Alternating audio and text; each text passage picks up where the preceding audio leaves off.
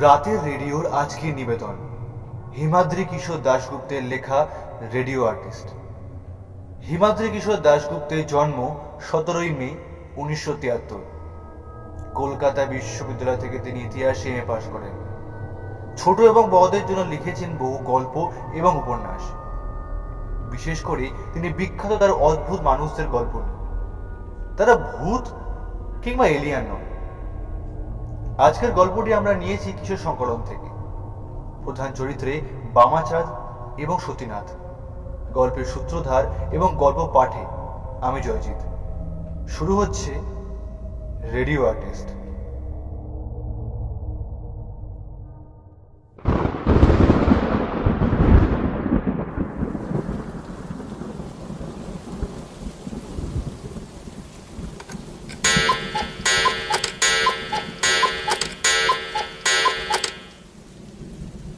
ঘড়িতে 6টার ঘন্টা বাজল। শীতের বেলা, অন্ধকার নেমেছে বেশ কিছুক্ষণ আগে। সতীনাথ বাড়ুজ্যে ঘড়ির দিকে তাকিয়ে ভাবলেন, ভদ্রলোক এখনো এলেন না কেন? প্রসাদ বাবু তো বলেছিলেন ঠিক 5:30টায় ভদ্রলোক পৌঁছে যাবেন। বেশ কয়েকদিন ধরে আমার পেছনে ঘুরঘুর করছেন একটা কাজের জন্য। আর বয়স হলেও গলাখানা এখনো ঠিক আছে। দেখুন যদি ওনাকে দিয়ে আপনার কোনো কাজ চলে। আপনার রেডিও নাটক উনি নিয়মিত শোনেন। এক কথায় বলতে গেলে ভদ্রলোক আপনার ফ্যান। সতীনাথ বলেছিলেন, ঠিক আছে, পাঠিয়ে দিও। একবার কথা বলে দেখি। ঠিক 5:30টায় কিন্তু। সতীনাথ আধ ঘন্টা ধরে অপেক্ষা করছেন, কিন্তু ভদ্রলোকের কোনো পাত্তাই নেই। সন্ধ্যে 7টার মধ্যে তাকে রেকর্ডিং স্টুডিওতে পৌঁছাতে হবে। সে জায়গা কলকাতার একটু বাইরে। স্টুডিওটা দেখার পর আবার তাকে ফিরেও আসতে হবে। 8:30টায় আর্মহা স্ট্রিটে একটা অনুষ্ঠানে তাকে ঘোষকের ভূমিকা পালন করতে হবে। সরকারি অনুষ্ঠান, মন্ত্রী টন্ত্রী সবাই থাকবে। সঠিক সময় উপস্থিত না হতে পারলে একটা বিতিকিচ্ছিরি কাণ্ড ঘটবে। আর দেরি করা যায় না। এইসব 7-5 ভেবে সতীনাথ ঘড়ির দিকে তাকিয়ে উঠতে যাচ্ছিলেন। ঠিক সেই সময় ড্রয়িং রুমে ঢোকার দরজার আড়াল থেকে একটা কণ্ঠস্বর শোনা গেল। আসতে পারি? সতীনাথ বললেন। হ্যাঁ, আসুন। ঘরে প্রবেশ করলেন এক বৃদ্ধ ভদ্রলোক। তার পরনে ধুতি এবং পাঞ্জাবি, চোখে ঘষা কাচের গোল চশমা, কাঁধে একটি ঝোলা। ঘরে প্রবেশ করে ভদ্রলোক হাত জোর করে প্রণাম জানিয়ে বললেন, নমস্কার, আমার নাম বামাচাঁদ মজুমদার। প্রসাদবাবু আমাকে আপনার কাছে পাঠিয়েছেন কথা বলার জন্য। সতীনাথ বুঝতে পারলেন, তাহলে এই সেই ভদ্রলোক যার জন্য তিনি এতক্ষণ অপেক্ষা করছিলেন।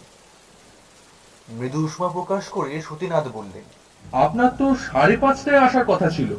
ভদ্রলোক একটু কাঁচুমাচু হয়ে গিয়ে বললেন, আগে স্যার, আমি ঠিক সময় এসেছিলাম, কিন্তু মেইন গেটে সিকিউরিটি লোকটা আমাকে কিছুতেই ভেতরে আসতে দিচ্ছিল না। এদিকে আমার কোনো মোবাইল ফোন নেই যে আপনাকে ব্যাপারটা ফোন করে জানাবো।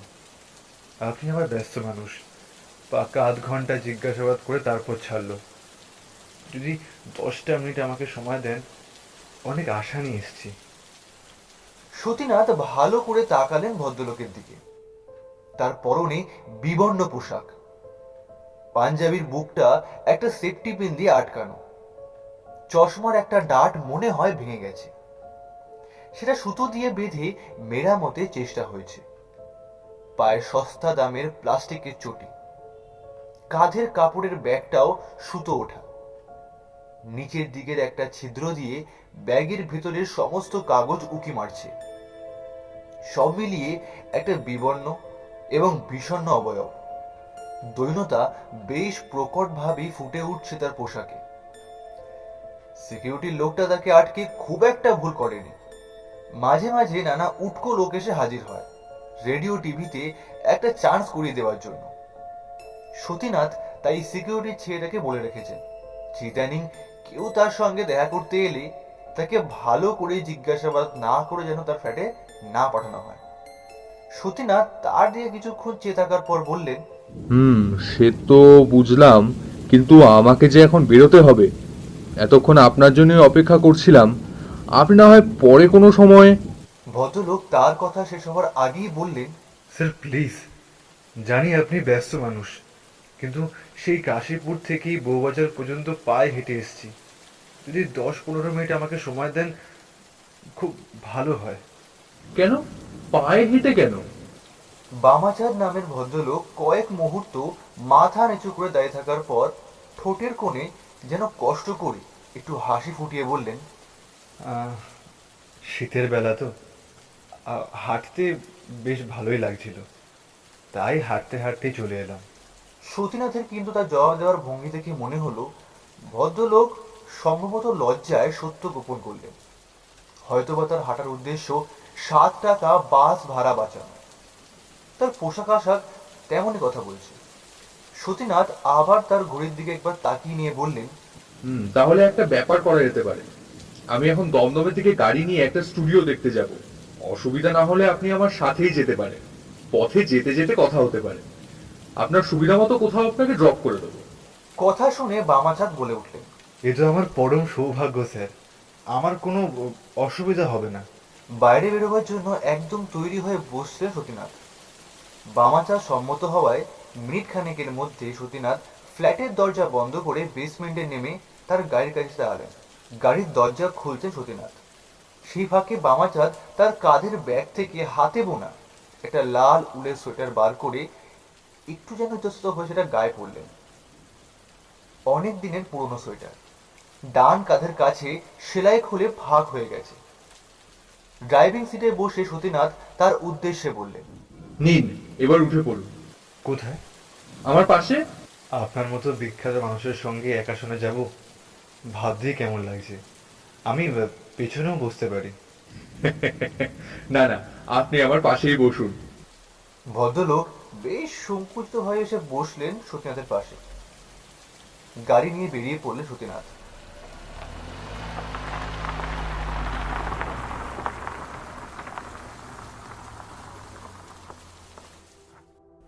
কলকাতা শহরের ব্যস্ত রাস্তা কাটিয়ে ফাঁকা রাস্তায় উঠতে সতীনাথের মিনিট 15 সময় লাগলো। ড্রাইভ করতে করতে সতীনাথ আর চোখে খেয়াল করলেন তার পাশে বসা ভদ্রলোক বিস্ময়ভাবে তাকে দেখছে। মনে মনে একটা আত্মপ্রসাদ লাভ করলেন সতীনাথ। যদিও এখন টেলিভিশনের যুগ, তবু এখনো লাখ লাখ মানুষ রেডিও শোনেন। বিশেষ করে এফএম চ্যানেল তো বহু লোকই শোনে। সতীনাথের ভরাট কণ্ঠস্বর ইথার তরঙ্গের মাধ্যমে পৌঁছে যায় সে সমস্ত মানুষের কাছে। কত লোক তার গলা শোনে, তার নাম জানে। এই ভদ্রলোক যে এভাবে তার দিকে তাকিয়ে থাকবেন তাতে আর আশ্চর্য কি। রাস্তাটা একটু ফাঁকা হওয়ার পর সতীনাথ তার কথা শুরু করলেন। আপনি কি করেন? বামাচাঁদ জবাব দিলেন, জীবনে অনেক কাজই করেছি। কাজ বলতে অর্থ উপার্জনের কথা বলছি, তবে কোনো কিছুই তেমন জমাতে পারিনি। সাপ্লায়ার্স, বইয়ের ক্যানভাসার, মারোয়ারি কইতে খাতা লেখা, এমন নানা কাজ। তার পাশাপাশি মাঝে মাঝে থিয়েটারও করেছি। তা হঠাৎ রেডিওর ভূত মাথায় চাপলো কেন? এই মাধ্যমে কাজ করার কোনো অভিজ্ঞতা আছে? বামাচাঁদ কিছুক্ষণ চুপ করে থাকার পর প্রথম প্রশ্নের উত্তর না দিয়ে দ্বিতীয় প্রশ্নের উত্তর দিলেন। হ্যাঁ স্যার, আছে। কোথায়? কি কাজ? উল্টো দিক থেকে আসা গাড়ির হেডলাইটের আলোতে সতীনাথ খেয়াল করলেন ভদ্রলোকের চোখগুলো যেন উজ্জ্বল হয়ে উঠল। তিনি বললেন, সে প্রায় 50 বছর আগের কথা। আমার তখন বয়স 25। গাস্টিন প্লেসে সেখানে প্রথম রেডিও স্টেশন খোলা হয়েছে। সেই স্টুডিওতে আমি কাজ করছি। সিরাজদৌল্লা নাটকে ইয়া লতিফের পাঠ করেছি, হলদিঘাট নাটকে সপ্তসিংহ, আর রমেশচন্দ্রের মহারাষ্ট্র জীবন প্রভাতে রঘুনাথজির পাঠ। জানেন, ওই গাস্টিন প্লেসের স্টুডিওতে আমি একবার বীরেন্দ্র কৃষ্ণ ভদ্রকে দেখেছিলাম। ব্যাপারটা একদিন পর যখন চিন্তা করি তখন কেমন রোমাঞ্চ লাগে, বিশেষ করে যখন আজ মহালয়ার ভোরে যখন তার গলা শুনি তখন। বাহ, বেশ, কিন্তু ব্যাপারটা ধরে রাখলেন না কেন? সংসারের চাপ মশাই। ঠিক যখন আমার ওঠার সময় তখন বাবা মারা গেলেন। বিধবা মা, তার উপর 4-5 জন ভাই বোন। রেডিওতে পাঠ করলে তো আর সংসার চলে না। তাই ঢুকলাম একটা চটকলের কাজে। ভাই বোনকে মানুষ করার পর বিয়ে থা করলাম, তারপর ছেলে হলো, তাকে মানুষ করা। প্ল্যাটফর্মে দাঁড়িয়ে থাকা অবস্থায় সামনে দিয়ে যেমন ট্রেন বেরিয়ে যায়, ঠিক তেমনই চোখের সামনে দিয়ে সময়টা কেমন যেন বেরিয়ে গেল। বুঝলাম ব্যাপারটা। সতীনাথ এরপর ভাবলেন একটা কাজ করলে কেমন হয়। যদি ভদ্রলোক তার সঙ্গে স্টুডিওতে আসে তাহলে ভালোই হয়। তার ভয়েস একবার টেস্ট করে নেওয়া যাবে, এলএমটা কত দূর তাও বোঝা যাবে। এই ভেবে তিনি তাকে বললেন। আমার সাথে এখন স্টুডিওতে যেতে আপত্তি আছে? বামাচাঁদ বাবু সাগ্র হয়ে রাজি হয়ে গেলেন তার প্রস্তাবে। স্টুডিওটা দমদম শহরের বাইরে একটা এক্সপ্রেস ওয়েবের পাশে তৈরি হয়েছে। চারপাশে জলাধার ক্ষেত, শীতের কুয়াশায় মাখামাখি হয়ে আছে চারপাশ। স্টুডিওর মালিক বিশেষ পরিচিত, তার সঙ্গে আগেই কথা বলা আছে। টেলিভিশনের দৌলতে সতীনাথের মুখটা অনেকের কাছেই পরিচিত। তাকে দেখি সেলুট ঠুকলো সিকিউরিটির লোক। তিনি গাড়ি থেকে নামতেই একজন লোক বেশ খাতির করে তাকে দোতলায় কাচের স্টুডিও রুমে নিয়ে গেল। প্রয়োজনীয় আলো, শব্দগ্রহণের যন্ত্র এসব চালু করলো সে। সতীনাথ যথাসম্ভব দেখে নেবার চেষ্টা করতে লাগলো। বামাচাঁদ বিস্মিতভাবে তাকে দেখতে লাগলেন কাচের শব্দ নিরোধক ঘরটার প্রতিটা কোণা। সবকিছু ঠিক আছে কিনা দেখে নিয়ে সতীনাথ তার ব্যাগ থেকে একটা বই বার করে সেটা বামাচাঁদের দিকে এগিয়ে দিয়ে বললেন, শরৎবাবু শ্রীকান্ত উপন্যাসের এই প্রথম পাতাটা আপনি মাইক্রোফোনের সামনে পাঠ করুন। ভয়েসটা দেখে নিতে হবে তো? ভদ্রলোক তার জায়গা মতো বসলেন। সতীনাথ কানে হেডফোন লাগিয়ে তাকে ইশারা করলেন। বামাচাঁদ পাঠ করতে লাগলেন। আমার এই ভবগুড়ে জীবনের অপরাহ্ন বেলায় দাঁড়াইয়া ইহারই একটি অধ্যায় বলিতে বসি আজ কত কথাই না মনে পড়িতেছে। ছোটবেলা হইতে এমনি করিয়া তো বুড়া হইলাম। আত্মীয় অনাত্মীয় সকলের মুখে শুধু একটা একটা না ছি ছি শুনিয়া শুনিয়া নিজেও নিজের জীবনটাকে একটা মস্ত ছি ছি ছি ছাড়ার কিছুই জানিতে পারি নাই। কিন্তু কি করিয়া যে জীবনের প্রভাতেই এই সুদীর্ঘ ছি ছির ভূমিকা চিহ্নিত হইয়া গিয়াছিল, বহু কালান্তরে আজ সেই সব স্মৃত ওই বিস্মৃত কাহিনীর মালা গাঁথিতে বসিয়া যেন হঠাৎ সন্দেহ হইতেছে। এই ছিচিটা যত বড় করিয়া সবাই দেখিয়াছে, হয়তো ঠিক তত বড়ই ছিল না। বামাচাঁদ বাবু পাঠ করতে লাগলেন, শুনতে লাগলেন সতীনাথ। সত্যি ভদ্রলোকের গলাটা বেশ ভালো, যেন বইয়ের পৃষ্ঠা থেকে উঠে এসে শরৎবাবু শ্রীকান্তই কথাগুলো বলছে। একটা নয়, দুটো পাতা পাঠ করলেন ভদ্রলোক, তারপর হাসলেন। সতীনাথ তার কান থেকে হেডফোন খুলে কয়েক মুহূর্ত তার দিকে তাকিয়ে রইলেন। বামাচাঁদ তাকিয়ে রইলেন তার দিকে, তার প্রতিক্রিয়া বোঝার জন্য। সতীনাথ ঠোঁটে মৃদু হাসি ফুটিয়ে এরপর বললেন, হবে। আপনি করবেন পাঠটা, শ্রীকান্তর পাঠ। এফএম রেডিওর জন্য শ্রীকান্ত উপন্যাসের একটা অংশ করব আমরা। আপনি শ্রীকান্ত, আমি ইন্দ্রনাথ। তবে হাতে সময় একদম কম। কাল রিহার্সাল, পরশু রেকর্ডিং। স্ক্রিপ্ট আপনাকে আজই দিয়ে দেব। কি পারবেন তো? ভদ্রলোক তার নিজের কানের হেডফোন খুলে আবেগ তাড়িত গলায় বললেন, হ্যাঁ হ্যাঁ, পারবো পারবো, নিশ্চয়ই পারবো। আপনাকে যে কি বলে ধন্যবাদ দেব তার কোনো ভাষা আমার কাছে নেই। ঠিক আছে ঠিক আছে, অত ধন্যবাদ দেওয়ার দরকার নেই। কাল বিকেল 5টায় এখানে আসবেন। আমাদের মিউজিক কম্পোজিটর রাজাও থাকবেন। চলুন এবার বেরোতে হবে, আপনাকে নামিয়ে দিয়ে যাব।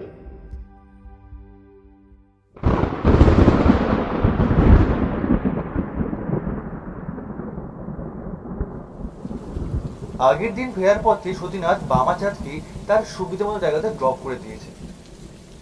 পরদিন মিউজিক কম্পোজিটর রাজাকে নিয়ে সতীনাথ যখন স্টুডিওতে পৌঁছালেন, তখন সন্ধ্যা নামবে নামবে করছে। স্টুডিওর দরজার সামনে দাঁড়িয়ে আছেন বামাচাঁদ। আজ তার পরনে আলপোকার একটা পুরনো কোট, গলায় জড়ানো নীল মাফলার, পায়ে বাদামি রঙের কেস। বেশ সুন্দর লাগছে তাকে। সতীনাথ গাড়ি থেকে নামতেই ভদ্রলোক মাথা ঝুঁকিয়ে তাকে নমস্কার করে কাছে গিয়ে সে তার মুঠো করা ডান হাতটা একটু উপরে তুলে ধরে বললেন, আপনার হাতটা একটু পাতুন। সতীনাথ হাত পাততেই ভদ্রলোক অনেকটা শিউলি ফুলের মতো থেকে ছোট সাদা ফুল বেশ কয়েকটা তার হাতে দিলেন। একটু শুকলেন সতীনাথ। বেশ মিষ্টি গন্ধ। একটু অবাক হয়ে তাকে জিজ্ঞেস করলেন সতীনাথ। কোথায় পেলেন? কি ফুল ওগুলো? সুন্দর গন্ধ তো। বামাচাঁদ বললেন, বিকেল থাকতে এখানে এসেছিলাম, হাঁটতে হাঁটতে চলে গেলাম ওই রাস্তার ওপার সে জলার ধারে। একটা ঝোপে দেখি এই ফুলগুলো ফুটে আছে, আপনার জন্য তুলে আনলাম। তবে নাম জানি না, আমার মতোই নামগোত্রহীন কোনো একটা ফুল। বামাচাঁদের কথায় সতীনাথের প্রতি উষ্ণতার সঙ্গে সঙ্গে কোথাও যেন লুকিয়ে থাকা বিষণ্ণতা এবং বিপন্নতা মুহূর্তের জন্য উকি দিয়ে গেল। সতীনাথ বললেন, চলুন তাহলে ভেতরে যাওয়া যাক। একজন স্টুডিও অ্যাসিস্ট্যান্টের সঙ্গে তারা হাজির হলো স্টুডিওতে। সতীনাথ বামাচাঁদকে জিজ্ঞেস করলেন, আচ্ছা, স্ক্রিপ্টটা ভালো করে দেখেছেন তো? হ্যাঁ হ্যাঁ, কাল বাড়ি ফেরার পর থেকে আজ এখানে আসার আগে অবধি পুরোটা দেখেছি। বলতে গেলে পুরো স্ক্রিপ্টে আমার মুখস্থ হয়ে গেছে, কোথাও আটকাবে না। সতীনাথ শুনে বললেন, বাহ, বেশ। আমাদের মিউজিক কম্পোজিটর রাজাবাবু মিউজিকটা করে এনেছেন। অন্য একজনকে দিয়ে শ্রীকান্তর পার্টটা প্রক্সি দেওয়ানোর কথা হয়েছিল আমাদের সাথে। রাজাবাবু আমাদের ডায়লগের জায়গা ফাঁকা রেখে মিউজিকটা করেছেন। আমাদের কাজ শুধু মিউজিকটাকে সেই শূন্যস্থানগুলো ভরানো। আশা করি ব্যাপারটা বুঝতে পারছেন। আজ রিহার্সাল এবং সেমিফাইনাল, পরশু ফাইনাল, তারপর দিন তো রোববার। ওই রোববার দুপুরেই নাটকটা সম্প্রচারিত হবে। বামাচাঁদ বললেন, হ্যাঁ, বুঝতে পারলাম। এইসব ব্যাপারে আজকাল যে কত উন্নতি হয়েছে তা ভাবাই যায় না। আমাদের সময় ডায়লগ, গান, মিউজিক সব একসঙ্গে রেকর্ড করা হতো। কেউ অনুপস্থিত থাকলে রেকর্ডিংই বন্ধ হয়ে যেত। হ্যাঁ, প্রযুক্তি অনেক এগিয়েছে, আমাদের কাজেরও অনেক সুবিধা হয়েছে এতে। নিন, এবার রিহার্সালটা দিয়ে নেওয়া যাক। স্ক্রিপ্টটা শুরু হয়েছে যেখান থেকে, উপন্যাসে সেখানে আধার রাতে ইন্দ্রনাথের আহ্বানে শ্রীকান্ত তার সঙ্গী হয়ে মাছ ধরছে। রিহার্সাল শুরু হলো। প্রথম ডায়লগ ইন্দ্রনাথ রূপী সতীনাথের। তিনি শুরু করলেন, তুই বুঝি এই বাড়িতে থাকিস শ্রীকান্ত? শ্রীকান্তর ভূমিকায় বামাচাঁদ জবাব দিলেন, হ্যাঁ, তুমি এত রাত্রে কোথায় যাচ্ছ? রাত্রির কোথায় রে? এ তো সন্ধ্যা। আমি যাচ্ছি আমার ডিঙিতে মাছ ধরে আনতে। যাবি? এত অন্ধকারে ডিঙিতে চড়বে? শুরু হয়ে গেল রিহার্সাল। সতীনাথ আর বামাচাঁদ বাবুর কথোপকথন। দুটোই কিশোর চরিত্র।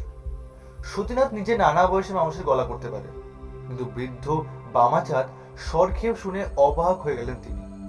কিশোর শ্রীকান্ত নিশীথ অভিযানের উৎকণ্ঠা, ভয়, রোমাঞ্চ সবই যেন নিখুঁত ভাবে তিনি ফুটিয়ে তুলছেন, এবং তার থেকেও বেশ ভালোভাবে। প্রাথমিক রিহার্সালটা শেষ হলে মিউজিক ট্র্যাকটা শোনা এবং বোঝার জন্য চালিয়ে দিলেন রাজাবাবু।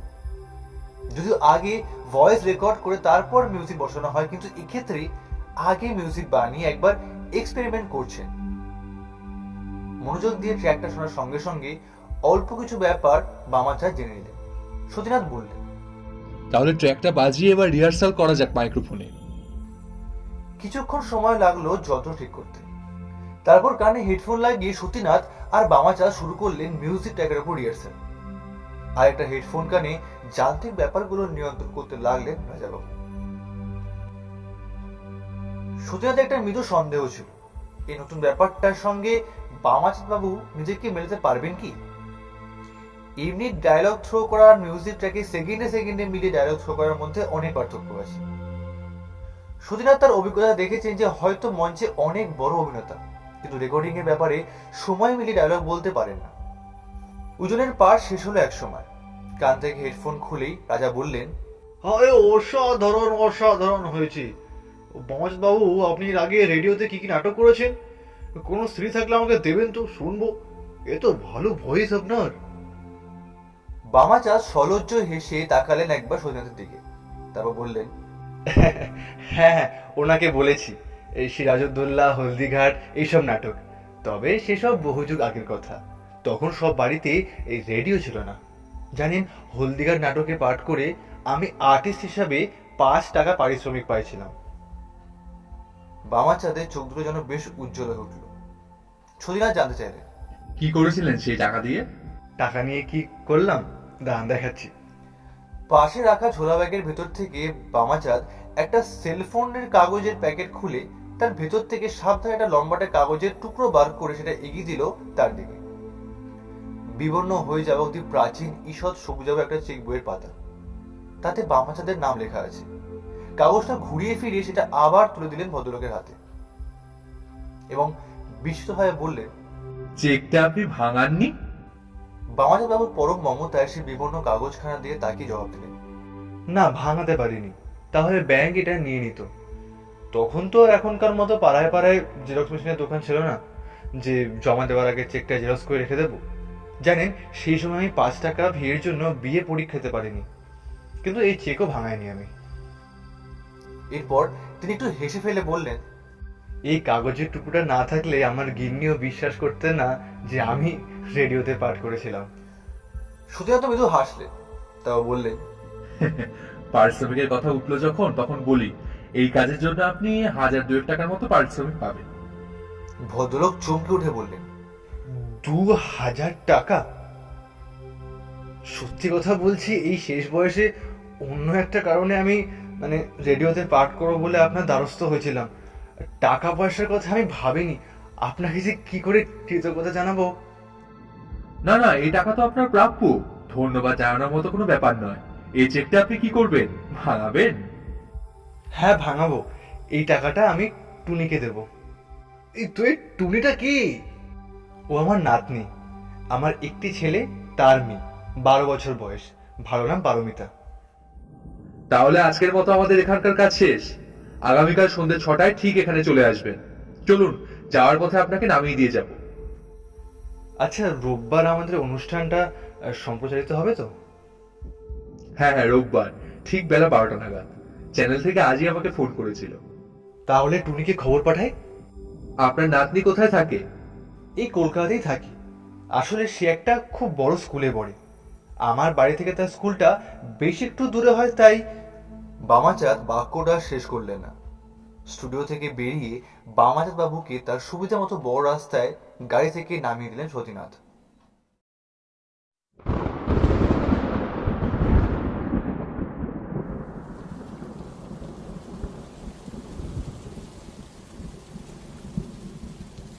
তার পরদিন ঠিক সন্ধ্যে 6টায় সতীনাথ মিউজিক কম্পোজার রাজাকে নিয়ে স্টুডিওর সামনে হাজির হলেন। সদর দরজায় বামাচাঁদ নেই। তিনি নিশ্চয়ই চলে আসবেন।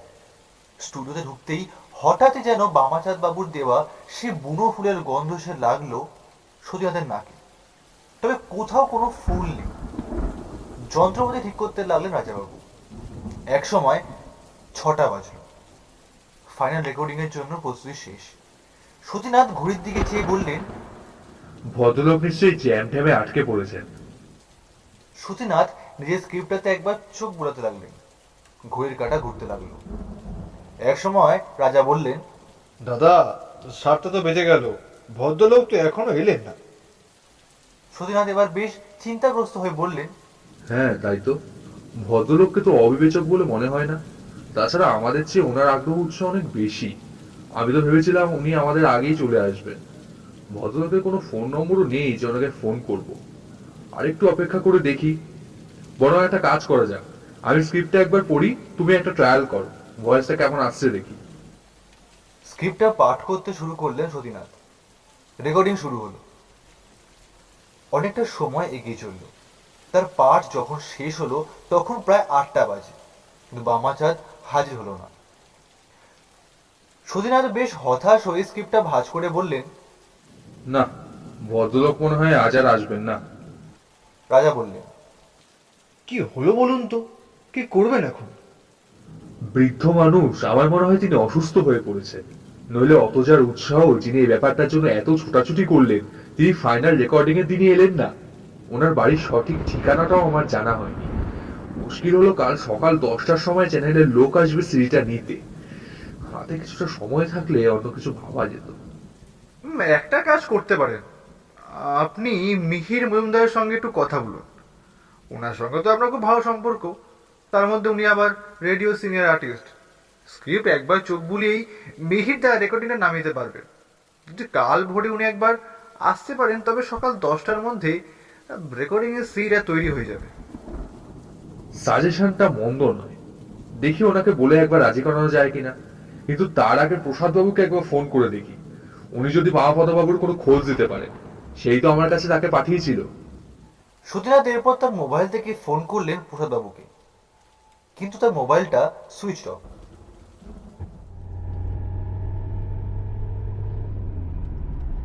যখন সতীনাথ গাড়ি করে স্টুডিও ছেড়ে বেরোলেন তখন প্রায় রাত 9টা। তখন বাইরে শীতের কুয়াশা নামতে শুরু করেছে। বড় রাস্তার এক পাশে জনশূন্য মাঠ, অন্যদিকে জলাভূমি রেখে গেছে ঘন কুয়াশা আড়ালে। রাস্তার কিছুটা তফাতে দাঁড়িয়ে থাকা ভ্যাপার ল্যাম্পগুলো খয়াটে হলদে আলো ছড়াচ্ছে। চিন্তায় সতীনাথ আস্তে আস্তে গাড়ি চালাতে লাগলেন।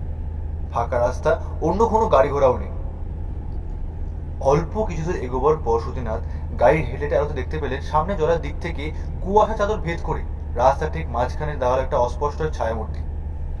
তার গায়ে লক্ষ্য করে যেন সে রাস্তার মাঝখানে দাঁড়িয়ে হাত তুলল। কয়েক মুহূর্তের মধ্যে লোকটার অনেক কাছাকাছি এলো সতীনাথের গাড়ি। আর এই যে বামাজাত বাবু! গাড়ি থামিয়ে দিলেন সতীনাথ। গাড়ির জানালার কাছে এগিয়ে এলেন ভদ্রলোক। তাকে সতীনাথ জিজ্ঞেস করলেন, আরে বামাপদ বাবু, কি ব্যাপার? আমরা সন্ধ্যে 6টা থেকে আপনার জন্য অপেক্ষা করছিলাম, আপনি এলেন না, কি হয়েছে ব্যাপারটা? বামাচাঁদ জবাব দিলেন, আমি আসিনি, আবার এসেছিলাম বলতে পারেন। এত পরে এসে তো কোনো লাভ হলো না। স্টুডিও তো আমাদের জন্য সারা রাত খোলা থাকবে না। আপনি আমাকে কি বিপদে ফেললেন বলুন তো? কাল সকালে চ্যানেলের লোক আসবে সিডিটা নিতে। এমন হবে জানলে আপনাকে কাজের সুযোগটাই দিতাম না। আমাকেও তো প্রডিউসারের কাছে কৈফিয়ত দিতে হবে। এটা আমার ব্যক্তিগত ব্যাপার নয়, প্রফেশনের ব্যাপার। সত্যি আপনাকে ধন্যবাদ দেওয়ার কোনো ভাষা নেই আমার কাছে। কত দরজায় দরজায় ঘুরেছি রেডিওতে একটা চান্স পাওয়ার জন্য, কেউ দেয়নি, আপনি দিলেন। আপনি আমাকে জিজ্ঞাসা করছিলেন না যে কেন আমি এত বছর পর আবার রেডিওতে অভিনয় করার জন্য ছুটছি? কারণটা এবার আপনাকে বলি। সে টুনির জন্যই। টুনি নাম করা স্কুলে পড়ে। তার বন্ধুদের দাদু ঠাকুমা, আত্মীয়রা কেউ ডাক্তার, ইঞ্জিনিয়ার, গায়ক, অভিনেতা, বড় বড় সব মানুষ। টুনি অনেকদিন আমার বাড়ি আসে না। আসবেই বা কি করে? আমি তো নাম গোত্রহীন মানুষ। বন্ধুরা তাকে আমার পরিচয় জিজ্ঞেস করলে সে কি উত্তর দেবে? সে আমাকে বলেছিল যদি আমি কিছু বড় করতে পারি তখন সে তার জন্য অন্যদের কাছে পরিচয় দিতে পারবে, তখন সে আসবে। বলা বাহুল্য, এ কথাগুলো আসলে টুনির নয়, তাকে দিয়ে বলানো হচ্ছে। কয়েক মুহূর্ত চুপ করে থেকে বামাচাঁদ উত্তর দিলেন, আসবে, এবার সে আসবে। ফিরে গিয়ে সে সবাইকে বলতে পারবে তার গ্র্যান্ডপা একজন রেডিও আর্টিস্ট। এফএমে তার গলা শোনা যায়। ব্যাপারটা অনুধাবন করে সতীনাথ বললেন, সবই বুঝলাম, কিন্তু রেকর্ডিংই তো হলো না, সে শুনবে কি করে? তবে একটা শেষ উপায় আছে। কাল ভোরে যদি রেকর্ডিংটা করা যায়, আপনি আমার গাড়িতে উঠে আসুন। আপনার বাড়ি হয়ে আমার বাড়িতে গিয়ে আজ রাতে থাকবেন। কাল ভোরে আমরা একসাথে স্টুডিও যাব। আসুন, উঠে পড়ুন। বামাচাঁদ এবার তাকালেন সতীনাথের দিকে। তিনি বললেন, তা সম্ভব নয়, তবে আপনার কোনো অসুবিধা হবে না।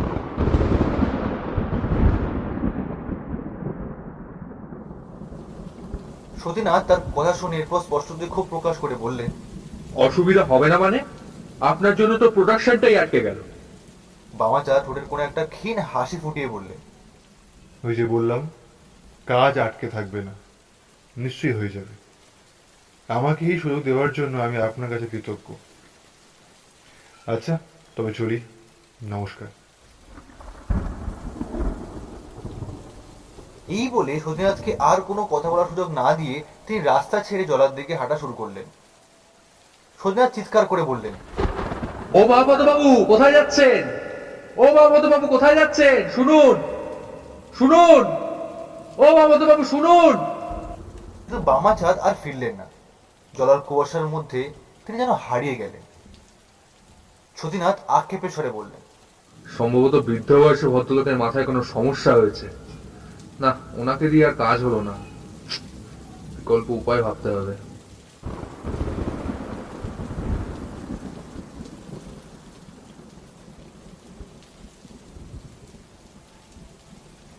সারা রাত বেশ উদ্বেগের মধ্যে কাটল সতীনাথের। তবে আসার কথা মিহিরদাকে শেষ পর্যন্ত রাজি করানো গেছে। যদিও শরীরটা খারাপ যাচ্ছে বলে তিনি প্রথমে পাশ কাটাবার চেষ্টা করলেন, কিন্তু শেষ পর্যন্ত তিনি সতীনাথের অনুরোধ ফেলতে পারেননি। কথা হয়েছে সকাল 8টায় তিনি আসবেন। 1 ঘন্টার কাজ, 10টার মধ্যে রেকর্ডিংয়ের সিডি রেডি হয়ে যাবে। সতীনাথ আর রাজা অবশ্য সকাল 7টার মধ্যেই এসে পৌঁছাবে স্টুডিওতে।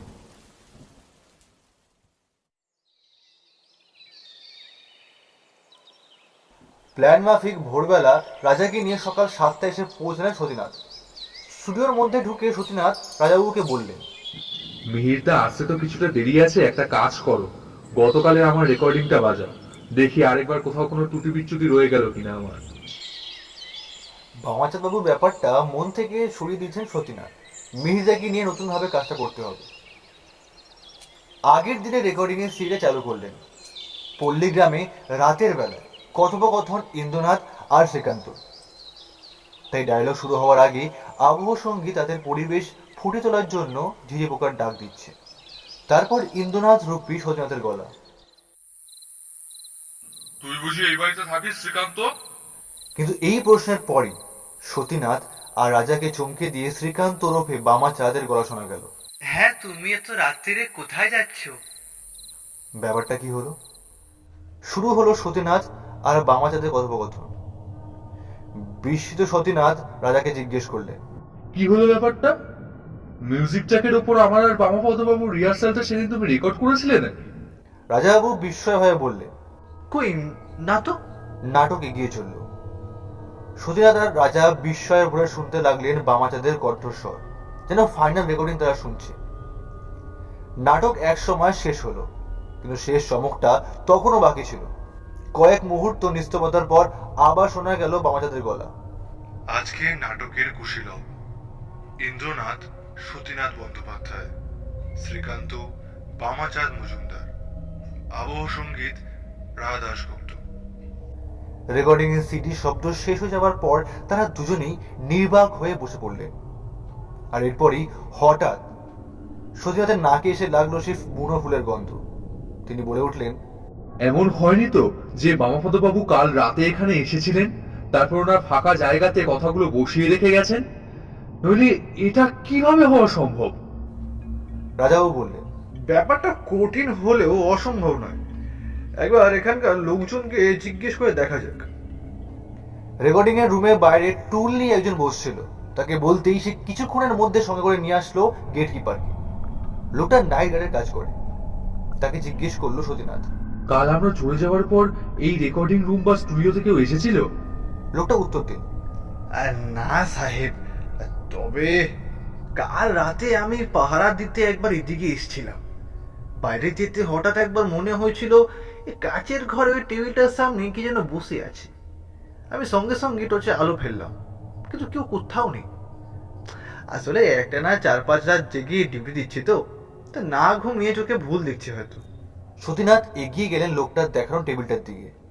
ওই চেয়ার টেবিলে বসে দুদিন আগে স্ক্রিপ্ট পড়ছে বামাচাঁদ। ঠিক এই সময় তার মোবাইলটা বেজে উঠলো পাঞ্জাবির পকেটে।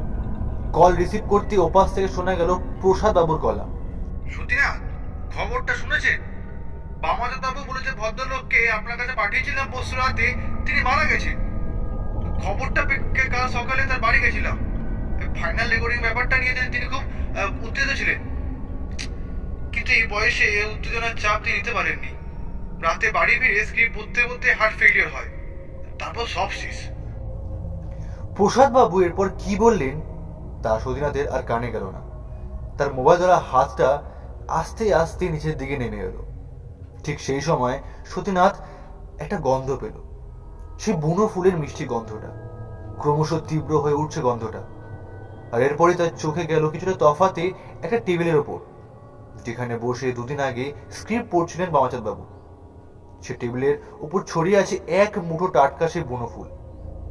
দুদিন পরেও কি বুনো ফুল এত টাটকা থাকে? এই ব্যাপারটা ঠিক জানা নেই সতীনাথের।